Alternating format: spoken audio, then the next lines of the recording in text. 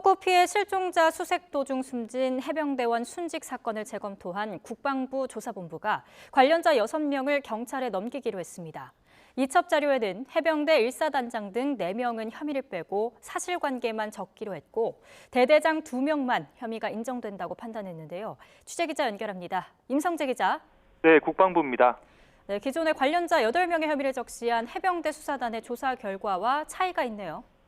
국방부 조사본부가 해병 순직 사건과 관련한 재검토 결과를 발표했습니다. 그 결과 모두 6명을 경찰에 넘기기로 했습니다. 기존 해병대 수사단의 조사 결과 8명이 범죄 혐의가 있다고 판단한 것과 차이가 있는 건데요. 우선 장화 높이까지만 입수 가능하다는 여단장 지침을 어기고 이 허리 높이까지 입수를 직접 지시한 대대장 2명은 혐의가 인정된다고 판단했습니다. 이에 인지통보서를 작성해 경찰에 넘기기로 했습니다. 또 수색 활동과 관련한 지휘 라인에 있거나 현장 통제관으로 임무를 부여받은 1사단장 등 4명도 문제가 식별됐다고 판단했습니다. 다만 일부 진술이 상반되는 정황이 있는 등 현재까지 확보한 자료로 혐의까지 특정하기엔 제한된다고 결론 내렸습니다.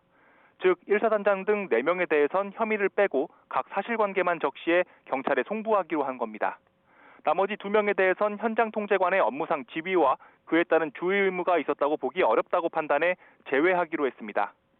애초 해병대 수사단은 중위와 상사 2명에 대해 과실치사 혐의가 있다고 판단하고 경찰에 넘겼지만 이 조사본부는 이들이 순직 해병과 같은 조로 편성되지 않았지만 임의로 합류한 상황이었다고 설명했습니다. 네, 해병대 수사단의 조사에 대한 판단도 내놨다고요? 국방부 조사본부는 지난 9일 장관 지시에 따라 해병대 수사단으로부터 순직 해병 사건 기록을 이관받아 재검토했습니다. 사망의 원인 분석, 사망 사건의 보완 조사 필요성, 사망의 원인이 되는 범죄 혐의자 선정에 대한 적절성 등에 대한 사건 기록을 중심으로 재검토했는데요. 이번 사건을 호우 피해 실종자 수색 작전 전 작전 지역에 대한 위험성 평가를 하지 않은 상태에서 지휘 개선상의 잘못된 지시로 이 안전장구도 착용하지 않은 채 수중 수색 작전을 하던 중 급류에 휩쓸려 익사한 안전사고로 판단했습니다.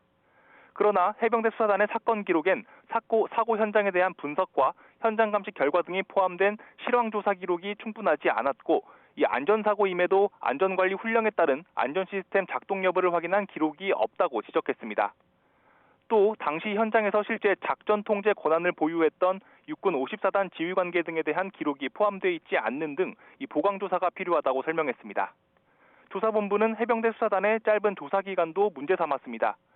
해병대 수사단은 14일, 즉 2주 만에 사건 조사를 종료했는데 3대 범죄 이관 후 발생한 변사 사건 가운데 경찰에 넘긴 다른 사건의 이첩 소요 기간은 최소 한 달에서 최대 넉 달까지였다고 설명했습니다.